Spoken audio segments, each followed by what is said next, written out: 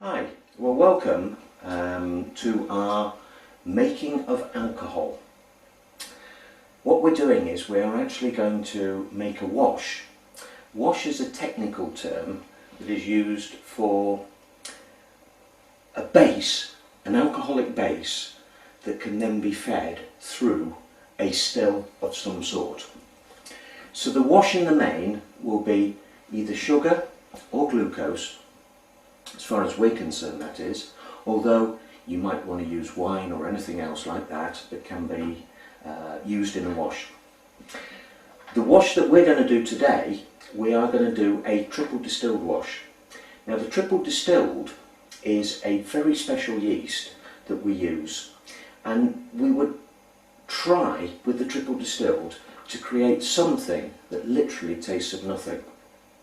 We're looking for alcoholic water, because obviously whatever happens in the initial fermentation, by the time it's then distilled, if there are flavours in it, they will be more concentrated. So we're doing obviously the still spirit stuff, the best range on the market. It's the most comprehensive selection of product for distillation.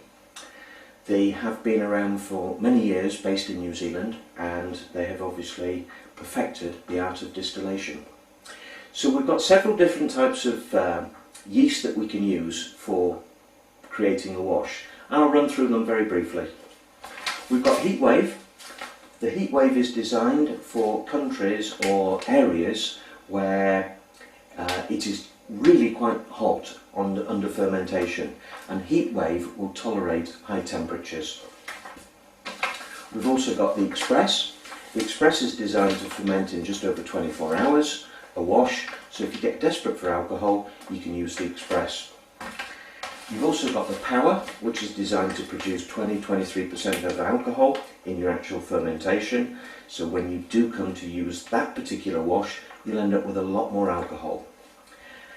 You've also got the Classic, which is the best-selling turbo yeast on the market. The Classic is designed to produce a 6 to 8 kilo version and will produce between 14 and 18% alcohol in 5 to 7 days. And finally, you've got the new generation, which is the triple distilled. The triple distilled uses 6 kilos of sugar or 7 kilos of glucose powder and is designed to produce a wash at 14% alcohol.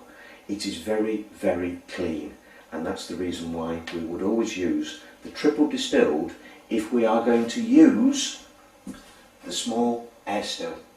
If we use a big still, it really doesn't matter which wash we use, but just remember, heat wave will not produce good quality alcohol because of the problems of temperature. Express, because you're rushing it, will not produce such good quality alcohol as the Classic and the triple distilled. The power, again, will not produce good quality alcohol because of the strength. So each yeast has its distinct purpose as to what it should be used for. As I say, the triple distilled is the only yeast that should be used with the small air still. This particular baby here should only ever have the triple distilled. Now with all the yeasts we have the option of the turbo carbon. The idea behind the turbo carbon is that when it's added to the yeast it prevents the yeast from giving off flavours. So we end up with this neutral product that we're looking for, this product that literally tastes of alcoholic water. If you make wine and if you make beer, you will know that yeast does give off flavours, and in the main, provided you take the right strain of yeast, those off flavours will actually improve the quality of your wine, will improve the quality of your beer. In distillation, we don't want any off flavours. So I can only stress, triple distilled is the most important yeast for the small air still, and turbo carbon should be used with any of these particular yeasts. It must be used with the turbo carbon for the air still. So, this particular part is really important. The other part which comes in, and we'll talk about later, is the clearing.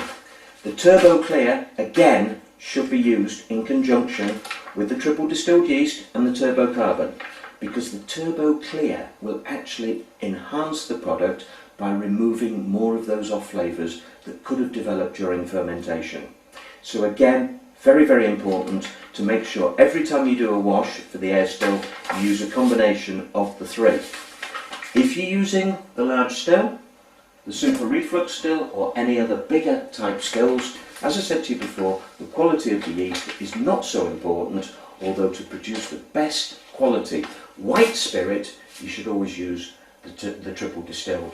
When I say white spirit, I mean vodka, gin, or light rum. If you're producing with the big still, if you want to produce brown spirit, then the classic is probably the better yeast, because it will actually give off slight off flavours which seem to enhance the darker spirits. So let's get cracking. We're going to get a wash on the go. This wash we can use for either of the two models that we've brought here today, so it doesn't really matter how we break that down. But basically we need to take 21 litres of water, and we're looking for a start temperature of 30 degrees C. 21 litres on our graduation. So 21 litres, just drop the thermometer in. Yep, that's showing 30 degrees C, which is absolutely perfect. 21 litres, we are making a 25 litre wash, but please remember we need to add the sugar to it. The sugar or the glucose powder will increase the finished volume. Now, we've got a decision to make. Do we use granulated sugar, or do we use brewing sugar, or glucose powder as it's probably better known?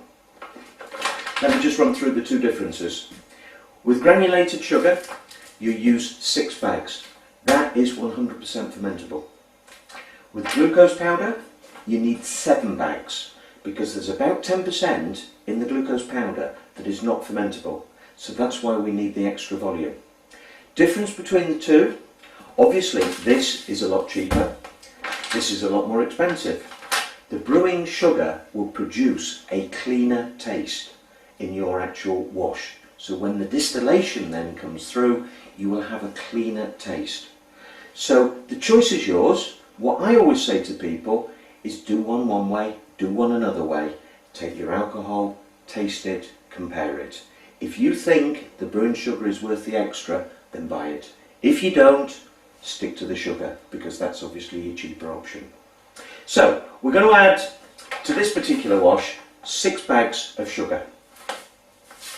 So they just literally go straight in.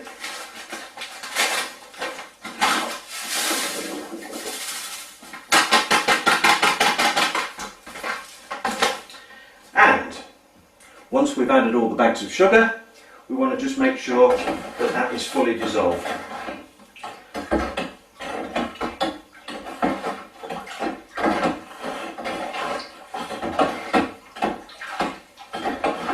You'll find if the start temperature is 30, the sugar will dissolve very nicely. The other thing that the sugar will do is it will actually bring down your start temperature to nearly 24. And we just want to check that now. Yep, we're down actually at about 24.5, 25. So our start temperature is really good as well. And all we're going to do now is we add the turbo carbon and the triple distilled yeast. Turbo carbon, you can actually feel in the actual sachet. It's quite smooth, it's quite a nice texture.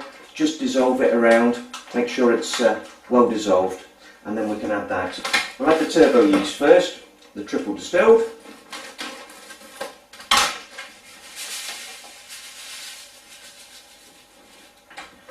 Add the turbo carbon. Again, be careful with this because it is black, and if you get it on your clothes, it's not pleasant.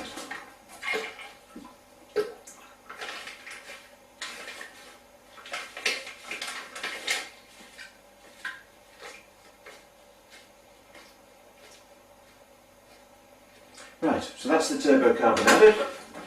We'll just give it a stir. Get that yeast nicely mixed in. And of course now you can see it's jet black. I'm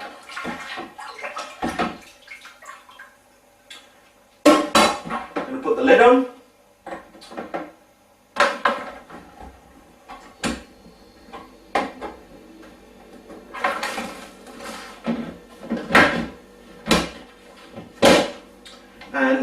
slot an airlock into place. It's half filled with water, and we're now ready to start the brewing process. I'm going to transfer this to our brewing cupboard, and we're going to let the thing ferment. Normally 7-ish days. Depends on temperature. If your temperature is constant, you'll find it will ferment out like 7 days. The gravity will drop down to like 990, 980. What we're looking for is consistency on the hydrometer, so when the fermentation is finished, we'll be showing that same reading on the hydrometer for probably 2 to 3 days. So the fermentation, as I say, 7-ish days. It might take a bit longer if obviously you're getting fluctuating temperatures or it's slightly cool. Ideal room temperature, we're looking for between 20 and 24. Obviously if it's a tad warmer, not great. If it's a tad cooler, that's not a problem, but it will take longer to ferment. What you must always remember is your room temperature is a guide. The liquid temperature in the container will be 2 to 3 degrees higher than your room temperature, because as fermentation takes place, the yeast is working, and as it works, it will heat up the liquid. So just keep your eye on temperature. 2 most important things with making wine, beer, spirits: temperature and cleanliness. We abide by those 2, we'll be fine. Okay, so we'll come back as soon as the fermentation's finished and we'll show you about degassing.